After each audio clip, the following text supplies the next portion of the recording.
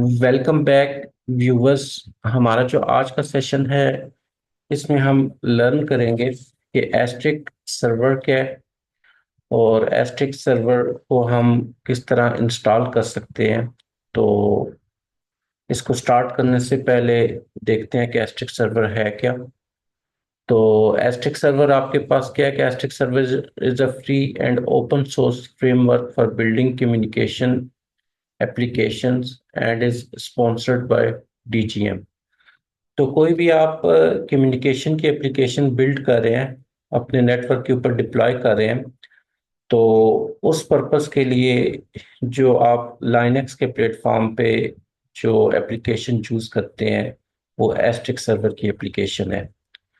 तो इसको voice over IP server भी कहा जाता है क्योंकि ये वॉइस सिग्नल को ट्रांसफर करता है आईपी नेटवर्क के ऊपर। और आईपी नेटवर्क क्या है? जो हमारा कंप्यूटर का नेटवर्क है जिसको हम ईथरनेट भी कहते हैं। तो इस पर्पस के लिए हम एस्ट्रिक सर्वर को यूज करते हैं। जिस कंपनी ने इसको डेवलप किया है एस्ट्रिक सर्वर को, उसका नेम डीजीएम है। तो एस्ट्रिक सर्वर की इंस्टॉलेशन लर्न करने से पहले हम नेटवर्क का स्ट्रक्चर देख लेते हैं कि लेट से हमारे पास ये एक कंप्यूटर है। ठीक है, इस कंप्यूटर के ऊपर एस्ट्रिक सर्वर की एप्लीकेशन इंस्टॉल है। तो ये जितने भी फोन्स हैं इनको आईपी फोन्स कहा जाता है। ठीक है, तो ये फोन्स आपके इस एस्ट्रिक सर्वर के साथ प्रोग्राम हुए हुए हैं, कॉन्फ़िगर हुए हुए हैं।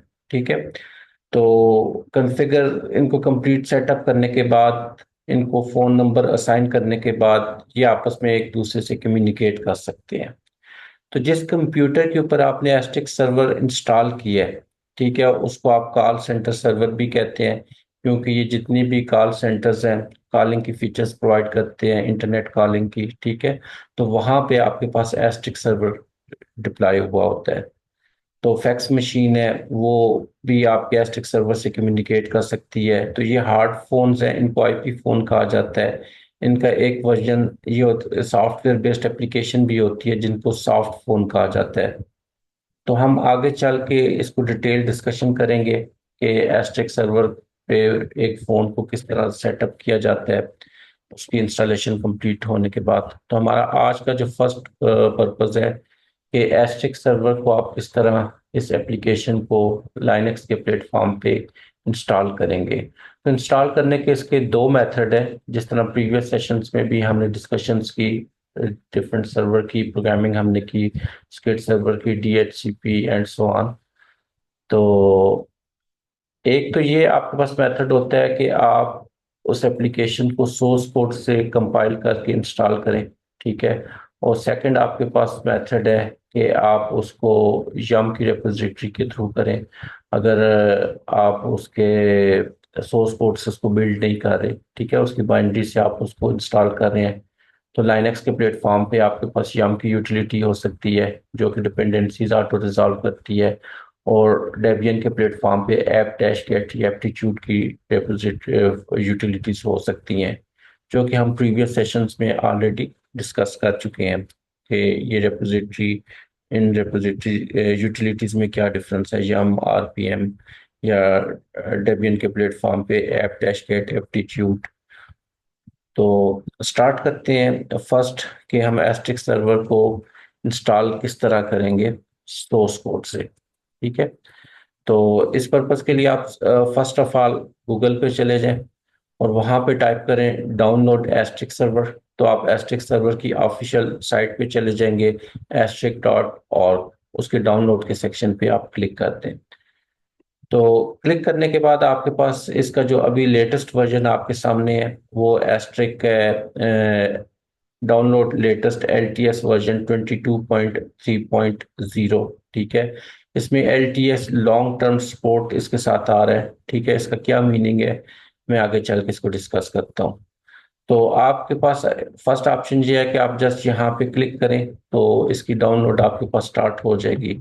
सेकंड ऑप्शन ये है कि आप लाइनक्स के टर्मिनल से अगर आप इसको कर रहे हैं डाउनलोड, ठीक है, तो इस केस में कॉपी लिंक एड्रेस आपने कर लेना है। ठीक है, अगर आप टर्मिनल में लाइनक्स के GUI से आप इसको डाउनलोड नहीं करना चाहते। तो इसको डाउनलोड करने के बाद आपके पास इसका, मेरे पास पहले से डाउनलोडेड था, तो आपने इसके फोल्डर ओपन करना है। अब यहाँ पे लर्न करने का पॉइंट ये है कि इस फोल्डर के ऊपर अगर मैं इसको प्रीवियसली आपको दिखाऊं, तो यहाँ पे देखें asterisk dash 22 dash current dot tar dot GG, तो इसके ऊपर कंप्रेशन जो है जीजी और टार की अप्लाई हुई हुई है। ठीक है, तो कंप्रेस्ड फॉर्म में इसकी साइड पे फोल्डर पड़ा हुआ था, तो हम इसको डीकम्प्रेस करेंगे। ठीक है, तो वो प्रोसेस हम देखते हैं। अच्छा, अभी मैंने इसको डायरेक्ट ओपन किया। ठीक है, तो ये एस्ट्रिक सर्वर की सारी सोर्स फाइल्स है। तो जितने भी आपके पास एस्ट्रिक सर्वर है, क्योंकि हम इसको सोर्स कोड से बिल्ड कर रहे हैं, तो उस पर्पस के लिए ये इसकी सोर्स फाइल है। अच्छा, इसको अब सोर्स कोड से जब हम इंस्टॉल करेंगे तो इसमें कुछ इंपॉर्टेंट चीज़ें, ये देखिए यहाँ पे एक कॉन्फ़िगर का स्क्रिप्ट है। इसका क्या पर्पस है मैं आगे चल के आपको बताता हूँ। और सेकंड आपके पास मेक का स्क्रिप्ट है। ठीक है, मेक फाइल का। ठीक है, तो ये दो इंपॉर्टेंट स्क्रिप्ट है। तो स्टार्ट करते हैं। अब ये आपने जिस भी फोल्डर में डाउनलोड किया है उस फोल्डर में आपने नेविगेट करके चले जाना है।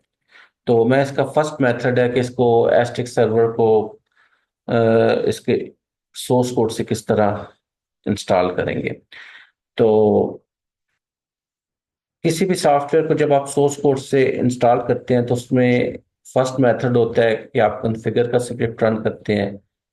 कॉन्फ़िगर का स्क्रिप्ट सक्सेसफुल रन होने के बाद सेकंड स्टेप होता है आप मेक का स्क्रिप्ट रन करते हैं, मेक की यूटिलिटी रन करते हैं। ये स्क्रिप्ट रन होने के बाद फिर आप मेक क्लीन की यूटिलिटी रन करते हैं, ये ऑप्शनल है। ठीक है, और एंड पे आप मेक इंस्टॉल की यूटिलिटी रन करते हैं जो कि सॉफ्टवेयर को इंस्टॉल कर देती है। तो ये तो जेनेरिक हो गया कि किसी भी सॉफ्टवेयर को आप सोर्स कोड से कंपाइल कर रहे हैं लाइनक्स के प्लेटफॉर्म पे या डेबियन के प्लेटफॉर्म पे, रेड हैट के।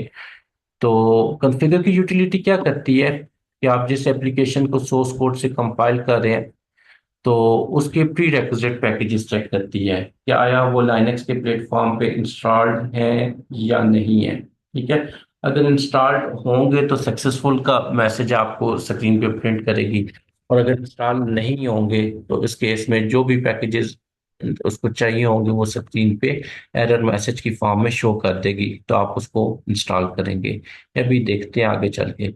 उसके बाद स्टेप नंबर 2 होता है मेक की यूटिलिटी। तो अगर आपके पास कॉन्फ़िगर का स्क्रिप्ट सक्सेसफुली रन हो गया है, यानी जिस एप्लीकेशन को आप सोर्स कोड से कंपाइल करने जा रहे हैं तो उसके तमाम पैकेजेस इंस्टॉल्ड आपने कर लिए हैं, तो उसके बाद स्टेप नंबर 2 पे आप मेक की यूटिलिटी रन करते हैं। मेक की यूटिलिटी क्या करते हैं कि जिस पैकेज को आप सोर्स कोड से बिल्ड कर रहे हैं, ये उस यूटिलिटी क्या करती है कि उसको बाइनरी में कन्वर्ट कर देती है। ठीक है, और स्टेप नंबर 3 है कि लेट से आपने मेक की यूटिलिटी रन की, तो ये यूटिलिटी सक्सेसफुली रन नहीं हुई, उसमें कोई एरर आ गया। एरर का रीजन क्या हो सकता है कि हो सकता है कोई ऐसा पैकेज है जो आपने कॉन्फ़िगर का स्क्रिप्ट रन नहीं किया था, पहले से इंस्टॉल नहीं था। तो मेक की यूटिलिटी क्या है कि लेट से आपके जो एप्लीकेशन है जिसको आप, लेट से मैं कहता हूँ एस्ट्रिक सर्वर को इंस्टॉल करने जा रहा हूँ, तो उसकी 50 सोर्स फाइल्स हैं। तो 50 में से मेक यूटिलिटी ने लेट से 20 फाइल्स को बाइनरी में कन्वर्ट कर दिया, लेकिन 21 नंबर फाइल पे जब गई तो उसने एरर प्रोड्यूस कर दिया।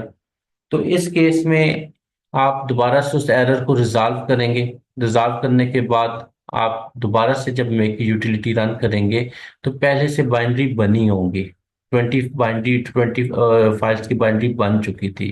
ठीक है, तो मेक क्लीन की यूटिलिटी क्या करती है कि जो पहले से बाइनरी बन चुकी होती है उनको दोबारा से क्लीन कर देती है, ताकि आप जब दोबारा से ये स्क्रिप्ट रन करें मेक का तो वो स्क्रैच से बाइनरी बिल्ड करे। तो इसलिए ये ऑप्शनल यूटिलिटी है। उसके बाद लास्ट स्टेप होता है मेक इंस्टॉल का। तो जो बाइनरी यहाँ पे मेक स्टेप में बनी होती है जिस ऐप को आप इंस्टॉल कर रहे होते हैं, तो मेक इंस्टॉल की यूटिलिटी क्या करती है, उस एप्लीकेशन को इंस्टॉल कर देती है, उसकी फाइल्स को। तो बाइनरी फाइल इसकी इनपुट होती है और उसको इंस्टॉल कर देती है। पीटीसी के फोल्डर में इंस्टॉल करेगी या जहाँ पे भी रिक्वायर्ड है, डिपेंड करता है कि आप कौन सी एप्लीकेशन इंस्टॉल कर रहे हैं।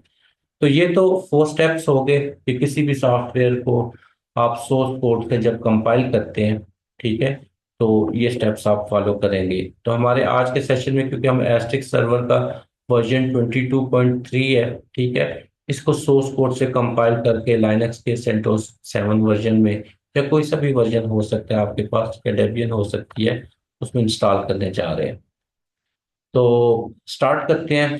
फर्स्ट स्टेप जो मैंने अभी बताया था कि आपने एस्ट्रिक की ऑफिशियल साइट पे जाना है, डाउनलोड के सेक्शन में जाना है और उसका लेटेस्ट वर्जन डाउनलोड कर लेना है। तो मैं यहाँ पे टर्मिनल में रहते हुए लाइनक्स के ये सारे स्टेप्स डिस्कस कर रहा हूँ।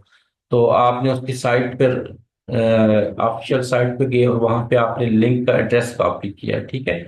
तो आपने टर्मिनल में लाइनक्स के रहते हुए मेक श्योर करना है कि आपके पास रूट की प्रिविलेजेस हों।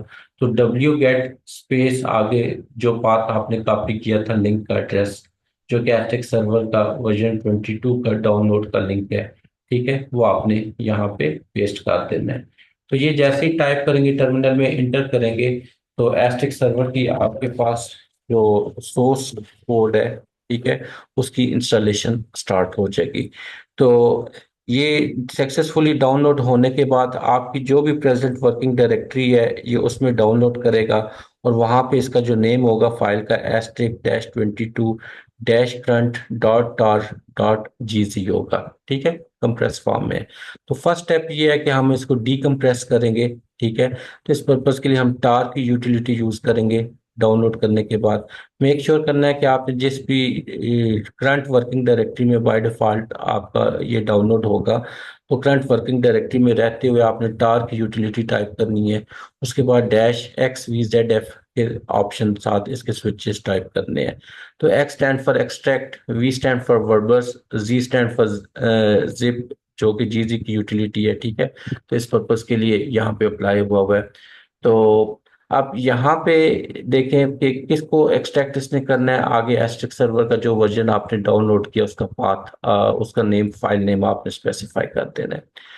तो ये एक्सट्रैक्ट करेगा सक्सेसफुली। उसके बाद आपने क्या करना है, enter the directory for the extracted Asterisk, ठीक है। तो जो भी आपके पास जब इसको एक्सट्रैक्ट कर लेगा तो इसका जो फाइल नेम बन जाएगा वो आपका एस्ट्रिक डैश 22 डैश करंट रह जाएगा, क्योंकि आपने टार और जीसी की जो इसके ऊपर कंप्रेशन अप्लाई हुई थी उसको डीकम्प्रेस कर दिया टार की यूटिलिटी से। तो अब आपने क्या करना है कि इस फोल्डर के अंदर मूव करने से पहले आप इस फोल्डर को मीनिंगफुल नेम दे दें, ठीक है। Before that we rename it to the Asterisk, ठीक है, फॉर ईज ऑफ एक्सेस, ताकि हम नीचे जो कोड में हमें इसका बार बार लेंथी नेम टाइप ना करना पड़े। तो यहाँ पे लेट से एस्ट्रिक डैश 22 डैश करंट था, ठीक है, इस फोल्डर का नेम। तो आपने इसको रीनेम करके आपने सिंपल एस्ट्रिक दे देना है, ठीक है। आप यही नेम भी यूज कर सकते हैं, लेकिन इसका इशू ये है कि बार बार आपको टाइप करना पड़ेगा। तो मैंने यहाँ पे एस्ट्रिक उस फोल्डर को नेम दिया है। तो उसके बाद मैंने सीडी स्पेस एस्ट्रिक करना है ताकि मैं उस फोल्डर के अंदर मूव कर जाऊं। तो पहला स्टेप जो कि मैंने ऊपर डिस्कस किया था, डॉट फॉरवर्ड स्लैश कॉन्फ़िगर का स्क्रिप्ट आपने रन करना है, ठीक है। तो मैंने अभी यहाँ पे कोड में भी बताया था इस सेशन के स्टार्ट पे कि एस्ट्रिक का जो सोर्स फोल्डर है वहाँ पे ये कॉन्फ़िगर का स्क्रिप्ट पड़ा हुआ है, ठीक है। तो आपने डॉट फॉरवर्ड स्लैश कॉन्फ़िगर का स्क्रिप्ट टर्मिनल में रहते हुए टाइप करना है। डॉट का मीनिंग है कि करंट डायरेक्टरी के अंदर जो कॉन्फ़िगर का स्क्रिप्ट पड़ा है उसको रन करो। तो करंट वर्किंग डायरेक्टरी आपका इस वक्त एस्ट्रिक का फोल्डर है, ठीक है। तो कॉन्फ़िगर का स्क्रिप्ट रन होगा तो ये क्या करेगा कि एस्ट्रिक सर्वर की जो एप्लीकेशन को प्री रेक्विजिट सॉफ्टवेयर चाहिए उसको सक्सेसफुली सोर्स कोड से इंस्टॉल करने के लिए, ये उन सॉफ्टवेयर्स को मेक श्योर करेगा कि वो तमाम प्री रेक्विजिट पैकेजेस इंस्टॉल्ड हैं। अगर इंस्टॉल्ड है तो सक्सेसफुल का मैसेज दे देगा, अगर इंस्टॉल्ड नहीं है तो ये वन बाय वन एरर की फॉर्म में उन पैकेजेस का नेम स्पेसिफाई करता जाएगा। तो आपने वन बाय वन उनको इंस्टॉल करना है, ठीक है। यहाँ पे मैंने एक एग्जांपल के तौर पे यहाँ पे रखा हुआ है कि below is the issue that you may found depending upon Asterisk version you are installing and can be resolve by issue, ठीक है। तो ये आपको एक एरर मैसेज दे देगा। एरर क्या होगा कि UU ID support not found, ठीक है, this typically means the UU ID development package is missing. तो आप लाइनक्स के जिस भी वर्जन में आप इंस्टॉल कर रहे हैं और एस्ट्रिक का जो भी वर्जन इंस्टॉल कर रहे हैं, तो ये इस फॉर्म में कॉन्फ़िगर का स्क्रिप्ट आपको एरर मैसेज देगा कि ये पैकेज यूयू आईडी का जो कि इस केस में है तो वो इंस्टॉल्ड नहीं है। तो आपने UUID का पैकेज इंस्टॉल करना है, यम इंस्टॉल UUID डैश डेवल, ठीक है, और यम इंस्टॉल लिब UUID डैश डेवल। तो ये दो पैकेजेस आप इंस्टॉल करेंगे यम की यूटिलिटी से, या आप डेबियन के प्लेटफॉर्म पे हैं तो डी पैकेज भी यूज़ कर सकते हैं, ऐप डैश गेट या एप्टीट्यूड भी यूज़ कर सकते हैं जिसमें डिपेंडेंसीज ऑटो रिजॉल्व होती हैं। तो ये दो पैकेजेस इंस्टॉल करने के बाद आपने दोबारा से फिर कॉन्फ़िगर का स्क्रिप्ट रन करना है, ठीक है। फिर उसके बाद इसने यहाँ पे ये जस्ट एरर मैसेजेस मैंने आपको सैंपल के तौर पे डिस्कस कर रहा हूँ कि ये इसके प्री रेक्विजिट कॉन्फ़िगर का स्क्रिप्ट किस तरह उसके प्री रेक्विजिट पैकेजेस चेक करेगा। तो जेसन की सपोर्ट नॉट फाउंड, सेकंड आपको एरर मैसेज ये शो कर रहा है। This typically means the lip Johnson development package is missing, ठीक है। तो आपने इस पैकेज को भी इंस्टॉल करना है, ठीक है। तो CD space forward slash user forward slash source के फोल्डर में इस केस में चला गया, तो लाजमी नहीं है कि आप इसमें मूव करें। तो आप सिंपल wget और लिप जॉनसन की लाइब्रेरी नेटबेस का पाथ सर्च करके इसकी ऑफिशियल साइट पे जाके, ठीक है, आप उसको डाउनलोड कर लें। तो इस केस में मैंने इसका पाथ dig.ip.org की साइट पे ये जॉनसन की लाइब्रेरी पड़ी हुई है, ठीक है। तो आपके पास जो भी लेटेस्ट वर्जन है आप उसका पाथ wget स्पेस वो पाथ आप यहाँ पे टाइप कर देंगे। उसके बाद नेक्स्ट स्टेप में आप क्या करेंगे कि इसको डीकम्प्रेस करेंगे, जो जॉनसन की लाइब्रेरी है, तो वही आप डार्क यूटिलिटी से आप कर सकते हैं, ठीक है। ऊपर स्विच में वी भी था, वर्बस का मीनिंग ये है कि जब इसको एक्सट्रैक्ट करेगा तो स्क्रीन पे उसकी प्रोग्रेस शो करेगा। अगर आप वो स्विच नहीं देते तो वो फिर एक्सट्रैक्ट करेगा लेकिन प्रोग्रेस स्क्रीन पे शो नहीं करेगा। अच्छा, उसके बाद इसको जॉनसन की लाइब्रेरी को डीकम्प्रेस करने के बाद आपने सीडी करके उसकी लाइब्रेरी के फोल्डर में चले जाना है, और वहां पे आपने यही स्क्रिप्ट दोबारा से रन करना है। फर्स्ट क्या है कि डॉट फॉरवर्ड स्लैश कॉन्फ़िगर, जो कि जॉनसन की लाइब्रेरी के प्रीरेक्विजिट पैकेजेस चेक करेगा, तो जो कि इस केस में इंस्टॉल्ड है। उसके बाद मेक स्पेस क्लीन की यूटिलिटी, तो पहले से अगर इसकी कोई बाइंड्री बनी हुई है तो ये उसको रिमूव करेगी ताकि आपके सिस्टम के अकॉर्डिंग ये बाइंड्री क्या है वो बना सके। तो मेक क्लीन आपने रन कर दिया, उसके बाद मेक की यूटिलिटी आपने रन की जो कि सोर्स फाइल्स को बाइनरी में कन्वर्ट करेगी, और मेक इंस्टॉल की यूटिलिटी रन की जो कि इसको जॉनसन की लाइब्रेरी को इंस्टॉल करेगी। उसके बाद LD config की यूटिलिटी आपने रन की ताकि ये लाइब्रेरी का जो पाथ है इसको ये अपडेट कर दे। अच्छा, यहाँ पे कुछ पैकेजेस मैंने शुरू में अभी डिस्कस नहीं किए थे जो एस्टिक सर्वर को प्री रेक्विजिट के तौर पे चाहिए होते हैं, ठीक है। तो ये आपने भी मेक श्योर कर लेना है। तो yum install GCC dash C plus plus ncurses dash devel lib XML two dash devel, ठीक है। तो ये भी कुछ प्री रेक्विजिट पैकेजेस हैं।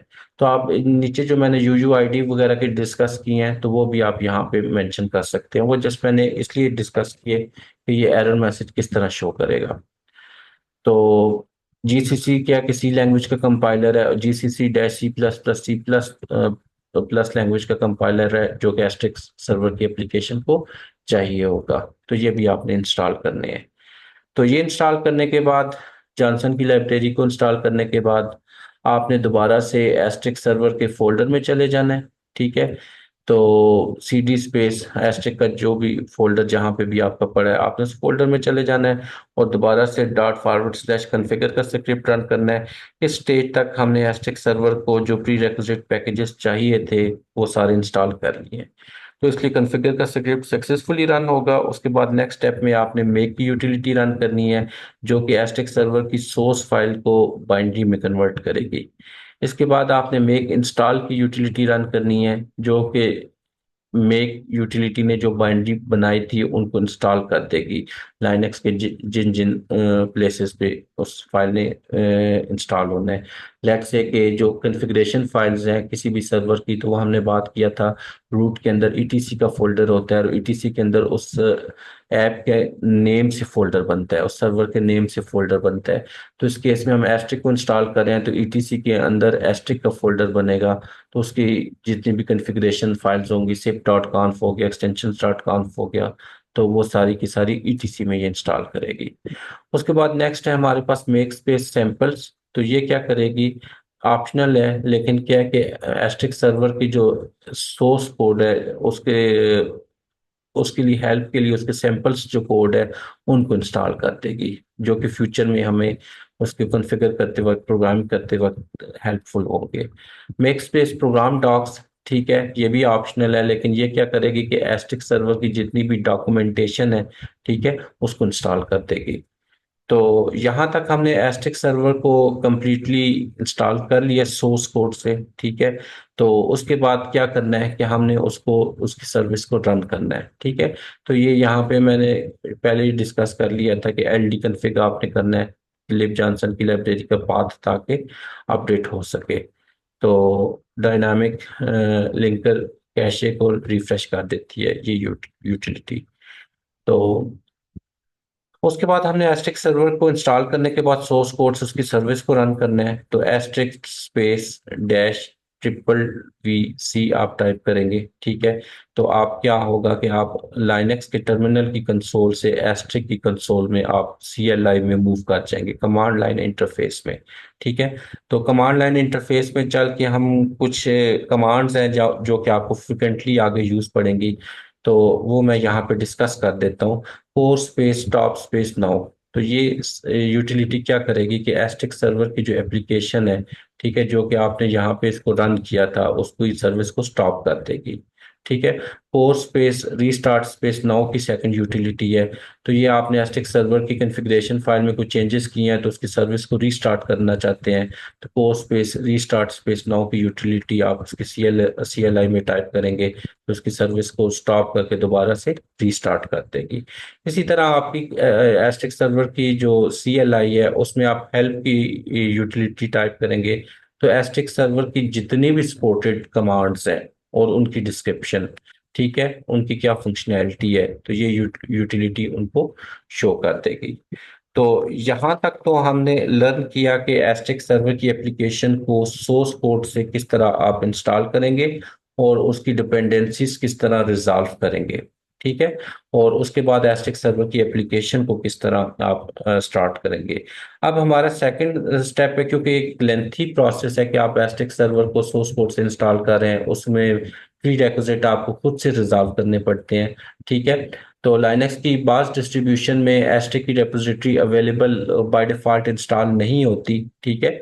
जिस तरह हमने स्किट सर्वर की किए थे, जब हम इंस्टॉल स्किट किया तो स्किट सर्वर की रेपोजिटरी पहले से इंस्टॉल्ड होती है, ई पहले उसकी जो स्किट सर्वर को चाहिए, तो इसलिए वो इंस्टॉलेशन स्टार्ट कर देता है। लेकिन लाइनक्स की बास डिस्ट्रीब्यूशन में रेपोजिटरी एस्ट्रिक सर्वर की इंस्टॉल ना होने की वजह से आपको एस्ट्रिक सर्वर को इस सोर्स कोड से कंपाइल करना पड़ता है। तो सेकंड लर्न करते हैं कि आप एस्टिक सर्वर को सोर्स कोड के बजाय उसके जो है जंप यूटिलिटी, ठीक है, उससे किस तरह आप इंस्टॉल करेंगे, ठीक है। तो आपको जब भी एस्टिक लाइनक्स का कोई भी वर्जन हो सकता है, तो अब हम सेकंड इसका ऑब्जेक्टिव लर्न करते हैं कि एस्टिक को आप जंप के थ्रू किस तरह इंस्टॉल करेंगे, ठीक है। तो आपने क्या करना है कि ईपेल की जो रेपोजिटरी है, extra packages for enterprise Linux, ठीक है, इस रेपोजिटरी को इंस्टॉल करना है। तो आपने इसको इंस्टॉल करने से पहले मेक श्योर कर लें कि अभी सोर्स कोड से भी कंपाइल करने का मैंने मेथड बताया था, तो उसमें भी मेक श्योर कर लें कि आप टर्मिनल में रहते हुए यम स्पेस अपडेट करें, ठीक है, ताकि आपका सिस्टम अप टू डेट हो। ये सूडो की यूटिलिटी इसलिए साथ उसने स्पेसिफाई की हुई है कि आप अगर लेस प्रिविलेज यूजर से लॉगिन है, तो आप सूडो की यूटिलिटी से एक साथ टाइप करेंगे। इस केस में सूडो की यूटिलिटी को एस्टिक सर्वर की जो प्रिविलेजेस हैं वो चाहिए होंगी, ठीक है। तो हम क्योंकि रूट यूजर से लॉगिन है जो अभी हम डिस्कस कर रहे थे, तो इस केस में सूडो को फिर टाइप करने की जरूरत नहीं है। तो यम स्पेस अपडेट करके आप मेक श्योर कर लें कि आपका सिस्टम अप टू डेट है, ठीक है। वो सोर्स कोड में भी हमने डिस्कस किया था। स्टेप नंबर वन है कि आपने ईपेल की रेपोजिटरी किस तरह इंस्टॉल करनी है।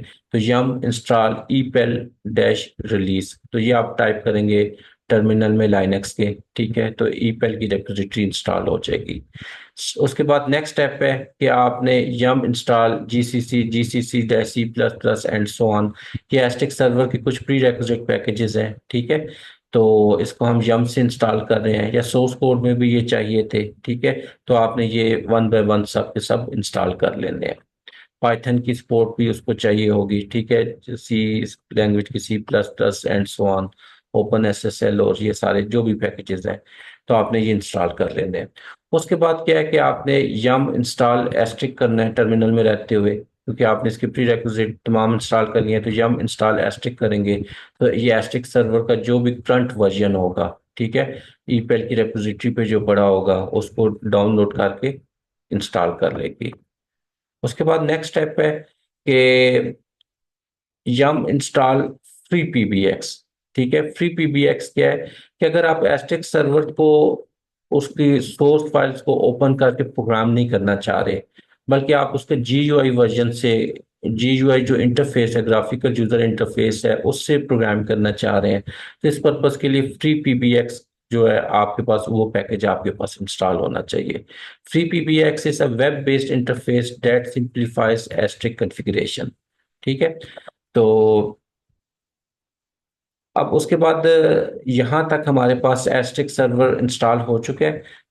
इंस्टॉल होने के बाद ये कुछ स्टेप्स हैं, ठीक है, जिसमें हम एस्ट्रिक सर्वर सर्वर को कंप्लीट कॉन्फ़िगर करेंगे, तो ये आगे हम चल के डिस्कस करते हैं। अच्छा, उसके बाद सेम है कि आप यम को के थ्रू एस्ट्रिक की इंस्टॉलेशन करने के बाद उसकी सर्विस को किस तरह रन करेंगे। ठीक है, तो systemctl space start space Asterisk. ठीक है, तो systemctl को भी आप यूज कर सकते हैं, और जो मैंने प्रीवियस मेथड बताया था Asterisk space dash triple VC, वो भी मेथड आप यूज कर सकते हैं, और service space start space Asterisk भी यूज कर सकते हैं। उसके बाद systemctl, अच्छा, ये जो यूटिलिटी है टर्मिनल में रहते हुए जब आप इसको टाइप करेंगे, ठीक है, तो ये एस्ट्रिक सर्वर की जो सर्विस है उसको स्टार्ट कर देगी। उसके बाद आपके पास नेक्स्ट है कि systemctl space enable space Asterisk. ठीक है, तो ये क्या करेगी कि एस्ट्रिक सर्वर को जब आप जिस सिस्टम पे आपने इंस्टॉल किया उस सिस्टम को ऑफ करेंगे, ऑफ करके दोबारा ऑन करेंगे या रीस्टार्ट करेंगे जब भी, तो ये उसकी सर्विस को दोबारा रन कर देगी। ठीक है, तो उसके बाद आपके पास मेक श्योर कर लें कि SC लाइनक्स में Asterisk server, SC Linux proper configure हुई है एस्ट्रिक सर्वर के लिए। ठीक है, और सेकंड यानी SC लाइनक्स में उसकी पोर्ट ऐड होनी चाहिए, और फायरवॉल में उसकी पोर्ट एस्ट्रिक सर्वर की ऐड होनी चाहिए। तो ये आगे चल के हम डिस्कस करते हैं कि इसकी कौन सी पोर्ट है, किस तरह ऐड होगी। तो एस्ट्रिक सर्वर बाय डिफॉल्ट 5060 और 5061, ये दो पोर्ट्स हैं जो कि इसमें SC लाइनक्स में और फायरवॉल में सेट होनी चाहिए। तो ये था हमारा अभी फर्स्ट जो सेशन, इसमें हमने एस्ट्रिक सर्वर की जो यम के थ्रू इंस्टॉलेशन को लर्न किया। अच्छा, इसमें एक सेकंड ऑप्शन ये भी आती है कि लाइनक्स की कुछ डिस्ट्रीब्यूशन में, तो उसमें आप एस्ट्रिक सर्वर को जो और रेपोजिटरीज, जो उसकी ऑफिशियल रेपोजिटरीज हैं ईपेल के अलावा, आप उस तरह भी इंस्टॉल कर सकते हैं। ठीक है, तो हो सकता है ईपेल की रेपोजिटरी ऑल लाइनक्स डिस्ट्रीब्यूशन में सपोर्टेड है। ठीक है, तो मैं फिर भी आपको उसकी ऑफिशियल जो रेपोजिटरी है एस्ट्रिक सर्वर की वो भी बता देता हूँ। तो आपने फर्स्ट ऑफ ऑल क्या करना है कि रूट के अंदर ETC के फोल्डर में जाना है, वहां पे yum.repos.d का फोल्डर होगा। ठीक है, तो ये जो yum.repos.d का फोल्डर है, लाइनक्स में जितने भी आप एप्लीकेशंस को इंस्टॉल करते हैं, ठीक है, तो उनकी जो रेपोजिटरीज होती हैं वो ETC के अंदर yum.repos.d के फोल्डर में पड़ी होती हैं। तो अगर किसी भी एप्लीकेशन की रेपोजिटरी इस फोल्डर में नहीं पड़ी हुई, ठीक है, तो आप उस एप्लीकेशन को फिर यम के थ्रू या D pack app dash get या एप्टीट्यूड के थ्रू आप इंस्टॉल नहीं कर सकते। ठीक है, तो इस पर्पज के लिए अब एस्ट्रिक की, लेट से यहाँ पे हमारी एग्जांपल आ गई कि एस्ट्रिक सर्वर की रेपोजिटरी किस तरह हम ऐड करते हैं, लाइनक्स में कोई भी रेपोजिटरी किस तरह ऐड करते हैं। ठीक है, तो यहाँ पे एग्जांपल के तौर पे हम एस्ट्रिक की रेपोजिटरी को यूज कर रहे हैं।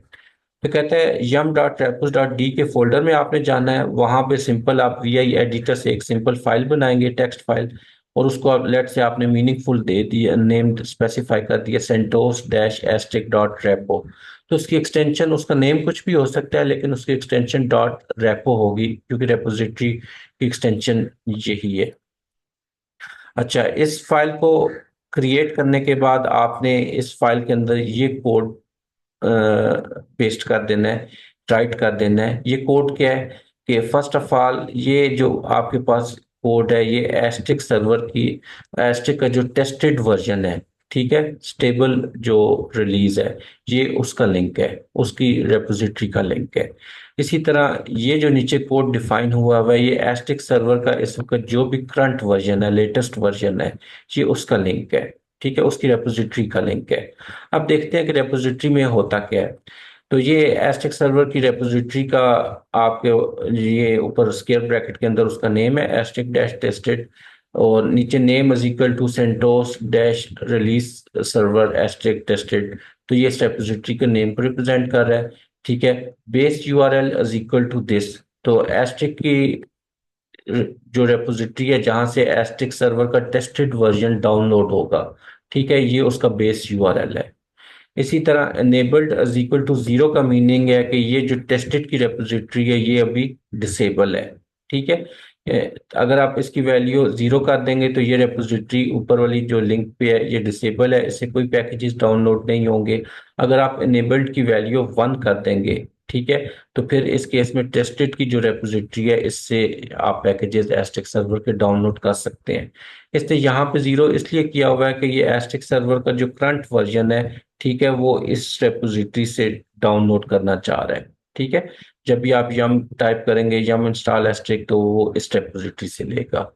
तो अगर आप इससे पिक करना चाह रहे हैं उसके स्टेबल रिलीज, तो एनेबल्ड की वैल्यू यहाँ पे वन कर दें, फिर इसको जीरो कर दें, ठीक है। तो इसका मीनिंग बस यही है कि आप इसकी वैल्यू कोई भी रेपोजिटरी हो सकती है, यहाँ पे एस्ट्रिक की डिस्कशन हो रही है, ठीक है। तो अगर आप उसकी इनेबल्ड की वैल्यू जीरो कर देंगे तो वो रेपोजिटरी डिसेबल होगी, और अगर वन कर देंगे तो अनेबल होगी। अच्छा, उसके बाद GPG check is equal to zero है। तो जब इस रेपोजिटरी से आप पैकेजेस डाउनलोड करेंगे, अगर आप जीपीजी चेक की वैल्यू वन कर देते हैं तो उस पे ना सॉफ्टवेयर इंटेग्रिटी चेक अप्लाई होता है किसी भी पैकेज को डाउनलोड करते वक्त। तो सॉफ्टवेयर इंटेग्रिटी चेक क्या होता है कि जब आप इस रेपोजिटरी से पैकेजेस डाउनलोड कर रहे हैं तो मेक श्योर कर लें कि वो पैकेजेस करप्ट नहीं है, ठीक है। तो उस पर्पस के लिए उसकी कोई भी फाइल करप्ट नहीं है, जीपीजी चेक अप्लाई किया जाता है, ठीक है। तो जीपीजी चेक को अप्लाई करने के लिए उसको की चाहिए होती है। तो इस केस में एस्टिक सर्वर की ऐप है तो उसकी जो आरपीएम जीपीजी की जो डीजीएम की कॉरपोरेशन ने रिलीज की है वो ये है। तो इस केस में हैश है क्योंकि कमेंट हुआ हुआ है ये स्टेटमेंट की क्योंकि जीपीजी चेक की वैल्यू जीरो है। तो अगर आप चाहते हैं कि सॉफ्टवेयर इंटेग्रिटी चेक अप्लाई हो सॉफ्टवेयर डाउनलोड इंस्टॉल करने से पहले, तो आप उसकी वैल्यू यहाँ पे फिर वन कर देंगे। इसी तरह ये सेम आपके पास है, ये एस्ट्रिक के करंट वर्जन की रेपोजिटरी की डिटेल है जो कि ऊपर मैंने डिस्कस की है। तो अभी हमारे इस केस में ये एस्ट्रिक इस करंट वाली रिलीज से रेपोजिटरी से डाउनलोड करेगा, इसलिए यहाँ पे एनेबल्ड की वैल्यू वन है और इसमें जीरो है। तो उसके बाद सेकंड इसको रेपोजिटरी चाहिए होगी सेंटोस डैश डीजीएम की डॉट रेपो, ठीक है। तो एडिशनल जो एस्ट्रिक सर्वर के जो स्टैंडर्ड पैकेजेस हैं वो इस रेपोजिटरी से ये डाउनलोड करेगा, और एस्ट्रिक सर्वर को कुछ एडिशनल पैकेजेस चाहिए जो कि अभी मैं नीचे डिस्कस करता हूँ क्या है, ठीक है। तो वो इस रेपोजिटरी से डाउनलोड करेगा, इस फाइल से डाउनलोड करेगा। तो आपने सेकंड फाइल बनानी है उसी फोल्डर के अंदर yum dot repos dot d के अंदर, और उसका नेम रख देना है CentOS dash DGM dot repo, और उसके अंदर ये कोड स्पेसिफाई कर देना है, ठीक है। तो ये एस्टिक सर्वर को जो एडिशनल पैकेजेस चाहिए होंगे, ठीक है, वो इस रेपोजिटरी से इस फाइल से डाउनलोड करेगा।